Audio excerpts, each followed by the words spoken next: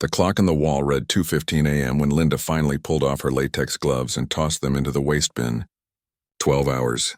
That's how long she'd been on her feet, moving from one emergency to another. Her back ached, her feet were swollen, and all she wanted was to get home to her small apartment and sink into a hot bath. But that wasn't going to happen anytime soon.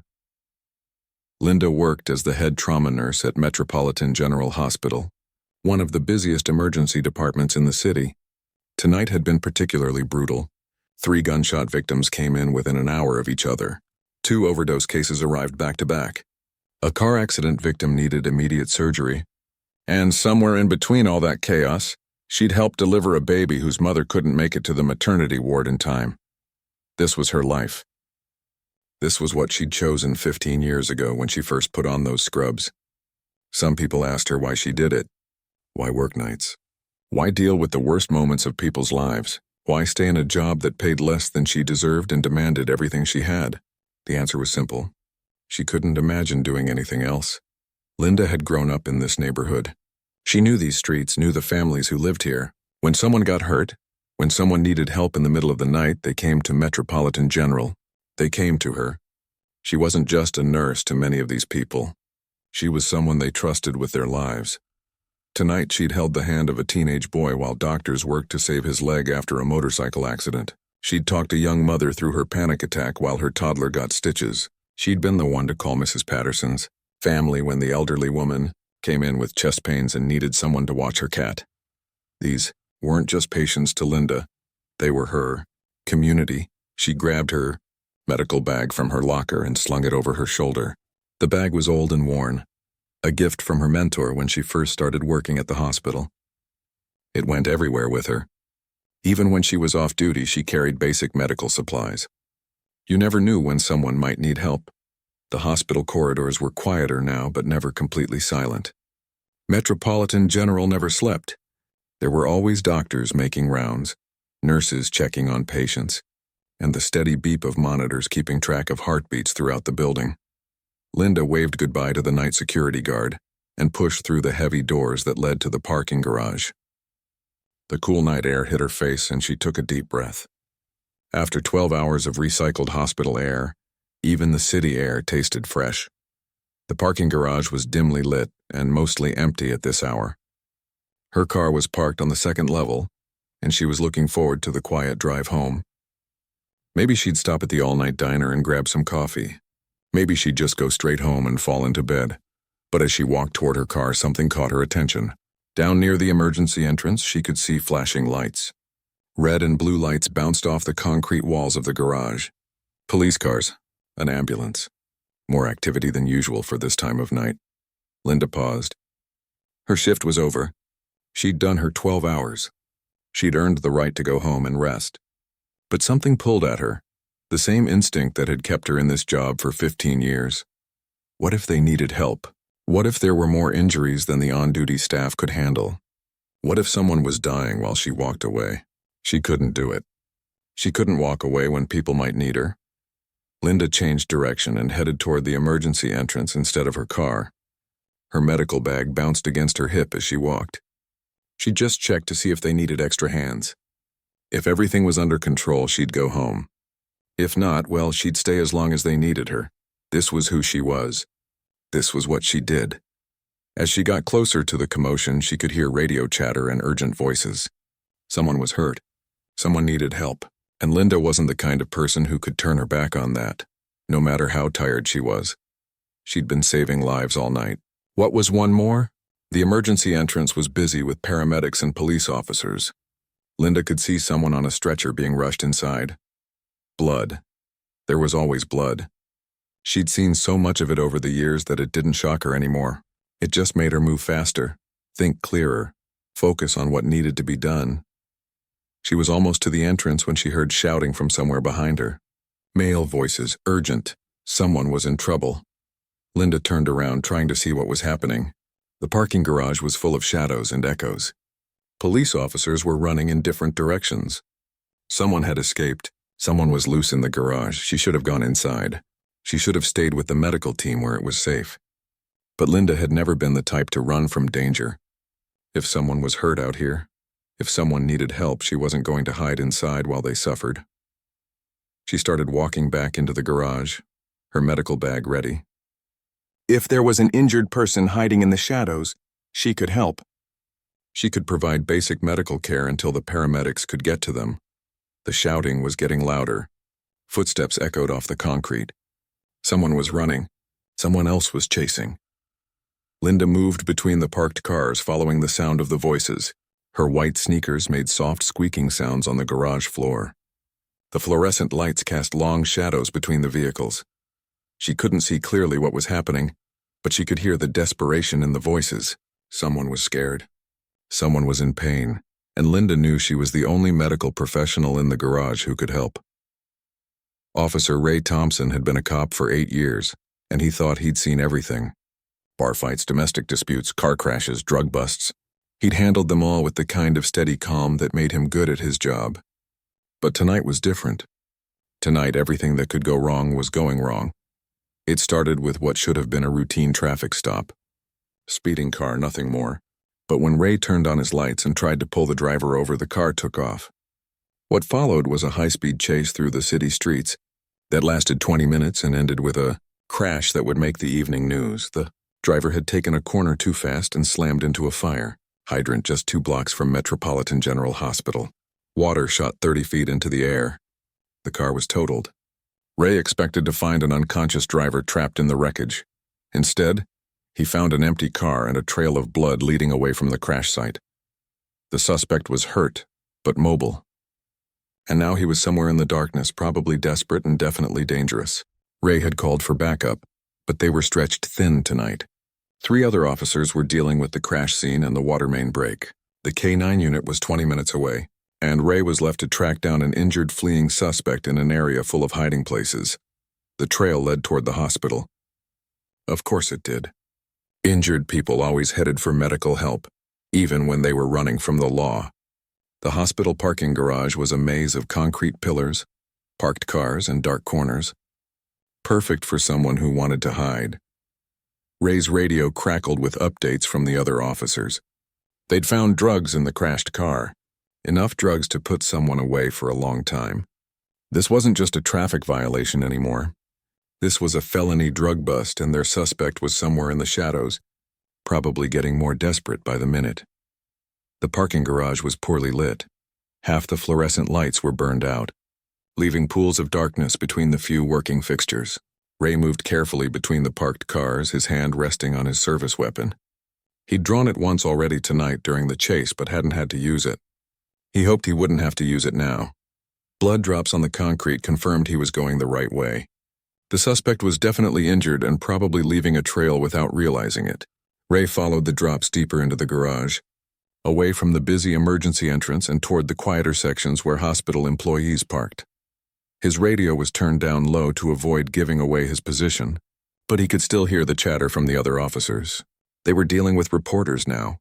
The crash had attracted attention, and the local news crews were starting to show up. Just what they needed. Ray had joined the police force because he wanted to help people. Growing up in this neighborhood, he'd seen what happened when crime went unchecked. Drug dealers on corners, break-ins, violence that touched everyone, whether they were involved or not. He'd become a cop to make a difference, to be part of the solution. Most days he felt like he was doing just that. He'd helped reunite lost children with their parents. He'd talked people through mental health crises. He'd been there when people needed someone to call, someone who would show up and help. But some days, like today, everything felt harder. The paperwork was endless. The public seemed to hate cops more every year. And nights like this, when everything went sideways, reminded him how dangerous the job could be.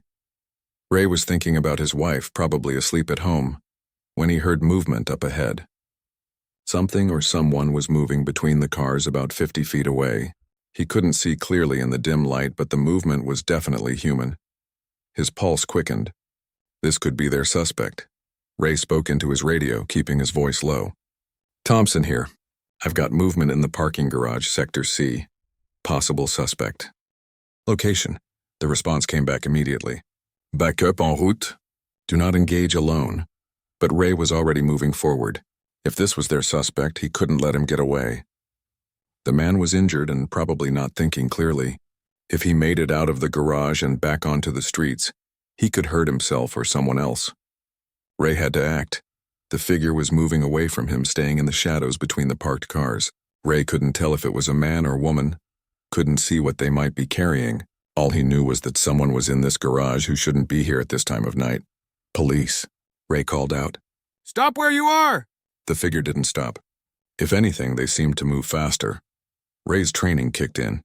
Fleeing suspect, possible drug dealer, potentially armed. The adrenaline that had been building all night suddenly surged through his system.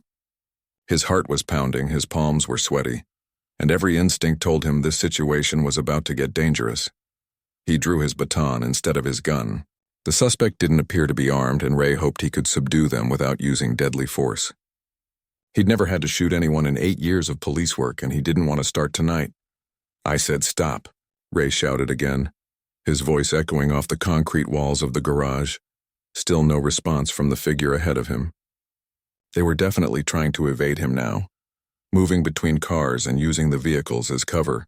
This was textbook behavior for someone trying to escape arrest. Ray was close enough now to see that the person was carrying something. A bag or package of some kind. Could be the drugs from the car. Could be a weapon. Ray couldn't tell in the poor lighting, but he wasn't going to take any chances. The backup he'd called for was still minutes away. The K9 unit was even further out. If he was going to stop this suspect, he had to do it now, before they made it out of the garage and disappeared into the maze of city streets. Ray started running. His boots echoed loudly on the concrete floor, giving away his position, but stealth was no longer an option. This was pursuit now. Suspect and officer, predator and prey, playing out a scene that happened in cities across the country every night. The figure ahead of him stumbled slightly, confirming that they were injured. Good. That would slow them down. Ray was gaining ground. "Stop running," Ray yelled one more time. "You're only making this harder on yourself." But the figure kept moving, kept trying to get away. And Ray knew that in about 10 seconds he was going to have to make a decision that would change everything. The moment hung in the air like a held breath. Everything that had been building for the past hour, all the tension and adrenaline and fear, came down to this single instant in a dimly lit parking garage. Ray was less than 20 feet behind the fleeing figure now. Close enough to hear their labored breathing. Close enough to see that they were definitely injured, moving with the awkward gait of someone in pain, but still far enough away that he couldn't see their face clearly in the shadows. "This is your last warning," Ray shouted, his voice cracking slightly from the strain of the chase. Stop now or I'll have to stop you." The figure ahead didn't slow down. If anything, they seemed to be trying to move faster despite their obvious injury. They were heading toward the exit ramp that led out to the street. Once they made it there, they'd be in the wind. Ray would lose them in the maze of alleys and side streets that surrounded the hospital. Linda heard the shouting behind her but couldn't make out the words clearly. The acoustics in the parking garage made everything echo and distort. She thought someone was calling for help, and that only made her move faster toward what she believed was a medical emergency. Her medical bag bounced against her hip as she hurried between the parked cars. She'd been in situations like this before. Sometimes accident victims wandered away from crash sites in shock. Sometimes people having medical emergencies tried to walk to the hospital but collapsed before they made it inside. If someone was hurt and hiding in this garage, she needed to find them before their condition got worse. The footsteps behind her were getting closer. Someone was running. That meant urgency. That meant someone was in serious trouble. Ray made his decision. He couldn't let the suspect escape. 8 years of police training, 8 years of following procedures and protecting the public all came down to this moment. The person ahead of him was fleeing a crime scene. They were carrying something, possibly drugs, possibly a weapon. They had ignored multiple commands to stop. Ray raised his baton and closed the final distance between them. Linda heard the footsteps right behind her and started to turn around, thinking she could help whoever was in distress. Her medical bag swung out as she pivoted, the motion making her appear even more suspicious in the dim lighting. That's when Ray saw what looked like a weapon being raised toward him. The baton came down hard. Linda never saw it coming. 1 second she was turning to help someone. The next second the world exploded in pain and darkness. The impact caught her across the back of her head and shoulders, sending her crashing to the concrete floor of the garage. Her medical bag flew open, spilling its contents across the oil-stained pavement. Bandages, medications, medical instruments scattered in the dim light. The small flashlight she always carried rolled away into the shadows, its beam creating strange patterns on the garage walls. Ray stood over the fallen figure, his chest heaving from exertion and adrenaline. His baton was still raised, ready to strike again if necessary, but the person on the ground wasn't moving. "Suspect is down," Ray spoke into his radio, trying to keep his voice steady. "I need paramedics in the parking garage. Sector C. Subject appears to be injured." It was only then that Ray lowered his baton and pulled out his flashlight to get a better look at who he'd just struck. The beam of light revealed something that made Ray's blood turn to ice. The person on the ground wasn't the drug dealer he'd been chasing. It wasn't a criminal fleeing from a crash scene. It wasn't a suspect at all. It was a woman wearing hospital scrubs. Ray's flashlight shook in his hands as he took in the scene.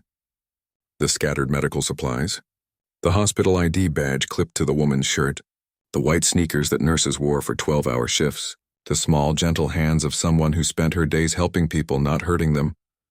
"Oh God," Ray whispered, his voice barely audible. "Oh God, what have I done?" Linda lay unconscious on the cold concrete, blood beginning to pool beneath her head. Her breathing was shallow and irregular. The impact had been severe enough to knock her out immediately, and Ray could see that she was badly hurt. This was exactly the kind of situation he'd joined the police force to prevent. Someone innocent getting hurt, someone who was just trying to help getting caught in the crossfire of violence and fear. Ray dropped to his knees beside Linda and immediately began checking for vital signs, using the basic first aid training all officers received. Her pulse was weak but steady. She was breathing, but there might be internal injuries he couldn't see.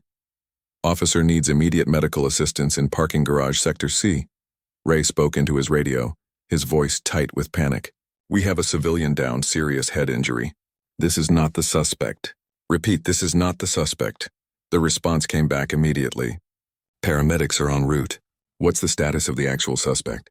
Ray looked around the empty garage. While he'd been chasing an innocent nurse, the real criminal had probably escaped through another exit. The person they'd been looking for was long gone, free to hurt someone else, free to sell more drugs, free to cause more harm. And Ray had attacked the one person in this entire situation who had only been trying to help. He stayed with Linda, monitoring her breathing and pulse until he heard the sound of sirens approaching. The paramedics would be here soon. The same paramedics who probably knew Linda, who probably worked with her, who would have to see one of their own lying unconscious on a garage floor because a police officer had made a terrible mistake. Ray thought about his wife at home, probably still asleep. He thought about the career he'd built over 8 years, the trust he'd earned in the community, the reputation he'd worked so hard to maintain. All of it was over now. But more importantly, a good person was hurt because of his actions. A person who dedicated her life to saving others was fighting for her own life because he had been too quick to use violence, too ready to see threat where there was none. The sirens were getting closer now. Soon the garage would be full of paramedics and supervisors and investigators. Soon Ray would have to explain how he'd mistaken a nurse for a drug dealer, how he'd attacked someone who was only trying to help. But right now, all he could do was kneel beside Linda and pray that she would survive the mistake that was about to destroy his life and change hers forever. The emergency room at Metropolitan General had seen Ray Thompson before, but never like this. He sat in the waiting area with his head in his hands, still wearing his uniform, still trying to process what had happened in that parking garage less than 2 hours ago. Detective Maria Santos had arrived 30 minutes after the paramedics. She was the one who would investigate the incident, the one who would determine whether Ray had followed proper procedure, or if he'd crossed a line that could send him to prison. But first, she had to understand exactly who Ray had hurt. "Her name is Linda Washington," Detective Santos said, reading Effie from the hospital records. 38 years old. She's been working here for 15 years. Head trauma nurse. No criminal record. Not even a parking ticket. Ray felt sick to his stomach. Each detail made it worse. "She was coming off a 12-hour shift when you encountered her," Santos continued. "According to the other staff, She probably saw the commotion at the emergency entrance and was walking over to see if they needed help. That's what she does. That's who she is. The detective closed the file and looked at Ray directly. Tell me again what you saw in that garage. Ray had already told the story 3 times, but he went through it again. The chase. The crash. The trail of blood leading to the garage. The figure moving in the shadows. The commands to stop that went ignored. I thought she was the suspect, Ray said for the 4th time. I thought she was carrying drugs or a weapon. Her medical bag, Santos said. You thought her medical bag was a weapon. The words hung in the air like an accusation. Ray couldn't deny it. In the darkness, with adrenaline pumping through his system, with every instinct telling him he was chasing a dangerous criminal, he'd seen threats where none existed. The real suspect got away, Santos continued. While you were attacking a nurse, the person we were actually looking for escaped through the south exit. We found blood drops leading that direction, but the trail goes cold after that. Ray knew his career was over. 8 years of service, 8 years of trying to make a difference, and it would all be remembered for this one terrible mistake. But that wasn't what bothered him most.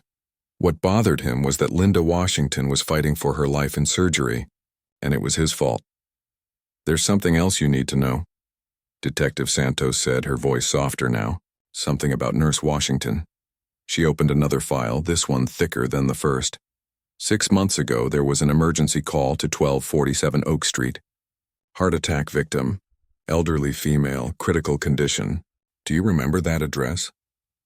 Ray's blood ran cold. That's my mother's house. The victim was Dorothy Thompson. Your mother, and the nurse who saved her life that night. The one who performed CPR until the paramedics arrived. The one who rode with her in the ambulance and stayed with her in the emergency room until family arrived. Santos didn't need to finish the sentence. Ray already knew. Linda Washington, he whispered. The detective nodded. She saved your mother's life. And 6 months later, you nearly killed her. Ray felt the world spinning around him. He remembered that night clearly. The phone call at 2 a.m., racing to the hospital, finding his mother stable but weak, recovering from what doctors said could have been a fatal heart attack. He remembered meeting the nurse who had been with his mother, a kind woman with gentle eyes who had held his mother's hand and talked her through the worst moments, a woman who had refused his family's attempts to thank her, saying she was just doing her job. A woman named Linda Ray had been so focused on his mother's recovery that he hadn't paid attention to the nurse's full name. She was just the angel who had saved his mother's life and then disappeared back into her work, helping other people, saving other lives. Your mother talked about her for weeks, Santos continued, reading from her notes. She called her the angel nurse, said she wanted to invite her to dinner to properly thank her. Ray remembered those conversations. His mother had been so grateful, so moved by Linda's kindness. She'd talked about writing a letter to the hospital, about finding a way to show her appreciation for the woman who had given her a second chance at life. Now that same woman was in surgery with a traumatic brain injury because Ray had been too quick to strike first and ask questions. Later, the irony was devastating. The person who had saved his family was now suffering because of his actions. The woman his mother called an angel was fighting for her life because her own son had mistaken compassion for criminality. A doctor emerged from the surgical wing and approached them. Ray recognized him as Dr. Patterson, one of the senior trauma surgeons, the same doctor who had operated on his mother 6 months ago. How is she? Detective Santos asked. Dr. Patterson looked exhausted. The surgery went well, but she's not out of danger yet. Severe concussion, some internal bleeding that we've managed to control, and significant swelling in her brain. The next 24 hours will be critical. Ray found his voice. Will she? Is she going to be okay? The doctor looked at Ray's uniform, understanding immediately who he was. There was no judgment in his eyes, just professional concern. It's too early to tell. Brain injuries are unpredictable. She could make a full recovery, or there could be lasting effects. Memory loss, motor function problems, personality changes. We just don't know yet. Ray felt tears forming in his eyes. Can I see her? Dr. Patterson shook his head. Family only right now. She's in intensive care. Her family, Ray said suddenly. Does she have family? Someone who should be here? Santos consulted her notes again. Parents deceased. No siblings. Never married, no children. Her emergency contact is listed as Mrs. Dorothy Thompson. Ray's heart stopped. What, your mother? Santos explained. After Linda saved her life, they became friends. Your mother is listed as her emergency contact. The full weight of the situation hit Ray like a physical blow. The woman he'd attacked didn't just save his mother's life. She'd become part of their family. She trusted them enough to list his mother as the person to call in an emergency. And now his mother would have to be told that her own son had put her savior in the hospital. Ray stood up abruptly, needing air, needing space, needing to be anywhere but in that waiting room. But Detective Santos stopped him. Where are you going? I have to call my mother, Ray said. She needs to know what happened. She needs to know that Linda is hurt. Santos nodded. And after that, we need to finish our interview. This incident is going to be reviewed by Internal Affairs, and there will probably be criminal charges filed. Ray knew that. He'd known it from the moment his flashlight had revealed Linda's face in that garage. But criminal charges seemed insignificant compared to the possibility that he'd permanently damaged the woman who had become a second daughter to his mother. As he walked toward the hospital exit to make the hardest phone call of his life, Ray could only think about the cruel twist of fate that had brought him to this moment. The woman who had shown his family what it meant to truly serve others was now fighting for her life, because he had forgotten the most basic principle of law enforcement: protect and serve, not attack and assume. 3 days later, Linda opened her eyes for the first time since the incident. The hospital room was filled with flowers, cards, and balloons from her colleagues and patients whose lives she'd touched over the years. But the first face she saw was Dorothy Thompson, Ray's mother, who had barely left her bedside. Linda, sweetheart, Dorothy whispered, taking her hand. You're going to be okay. The doctors say you're going to be just fine. Linda's head pounded and she struggled to remember what had happened. The last thing she recalled clearly was finishing her shift and walking to her car. Everything after that was a blur of pain and darkness. Mrs. Thompson, Linda managed to say, her voice hoarse. What happened to me?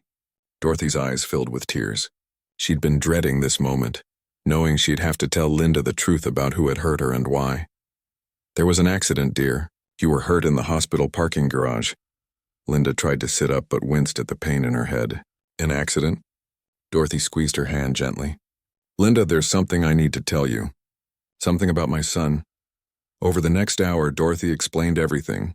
The car chase, the escaped suspect, Ray's mistake in the dark garage. She told Linda about the investigation, the suspension, the criminal charges that were likely to be filed. Linda listened in stunned silence. The police officer who had attacked her was the son of the woman she'd saved 6 months ago. The same family she'd grown close to. The same people who had invited her for Sunday dinners and made her feel less alone in the world. Where is he? Linda asked finally. Ray?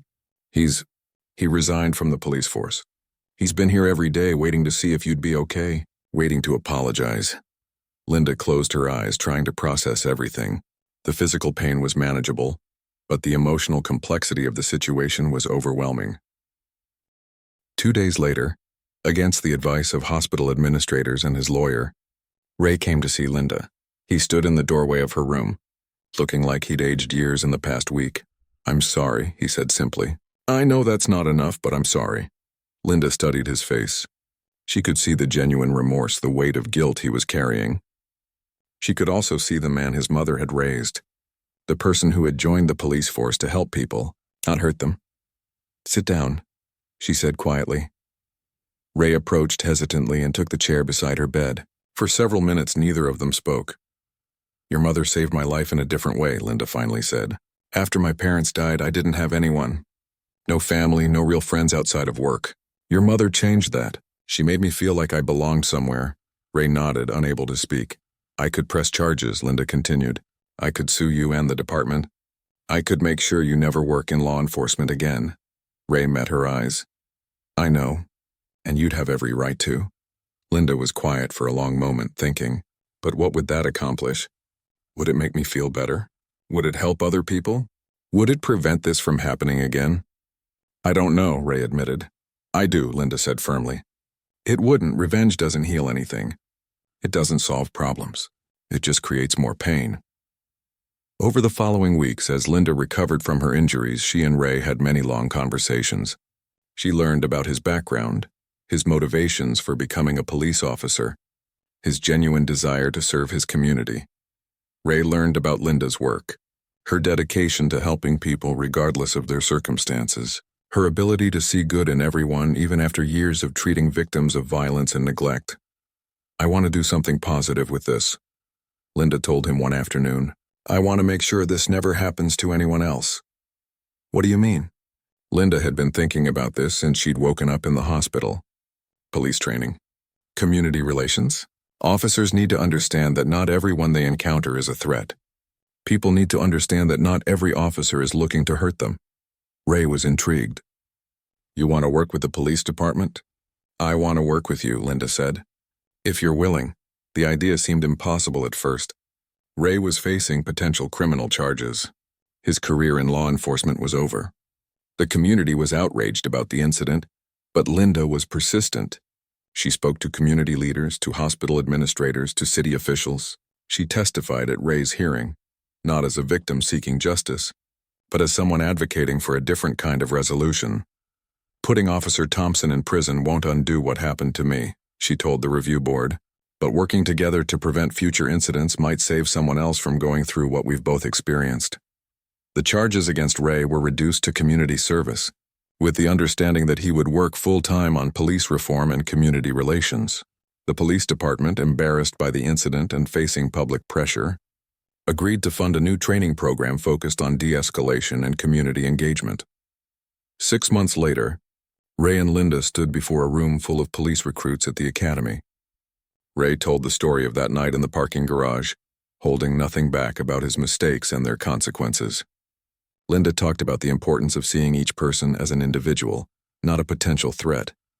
"Fear makes us do terrible things," Linda told the recruits, "but understanding, communication, and compassion can prevent those terrible things from happening." The program they developed together became a model for other departments around the country. Police officers learned to recognize their own biases and assumptions. Community members learned about the pressures and dangers that officers face every day. Ray never returned to patrol duty, but he found a new purpose in training others to be better than he had been. Linda continued her work at the hospital, but also became a respected voice in police reform, efforts Dorothy Thompson lived to see. Her son and her adopted daughter transform a moment of terrible violence into a force for positive change. She attended their presentations, proud of both of them for choosing healing over hatred. The incident in the parking garage had nearly destroyed 2 lives and shattered a family's trust in the system they'd always supported. Instead, it became the starting point for a movement that would help thousands of officers and civilians build better relationships based on mutual respect and understanding. Linda never forgot the pain of that night, but she chose to let it fuel her passion for preventing others from experiencing the same trauma. Ray never forgot the mistake that ended his police career, but he used that knowledge to help other officers avoid the same tragedy. Together, they proved that even the worst mistakes can become opportunities for growth, healing, and positive change when people choose forgiveness over revenge and collaboration over conflict. Their story became a reminder that sometimes the most powerful transformations come from the most unlikely partnerships, and that healing is always possible when people are willing to see each other's humanity despite their differences.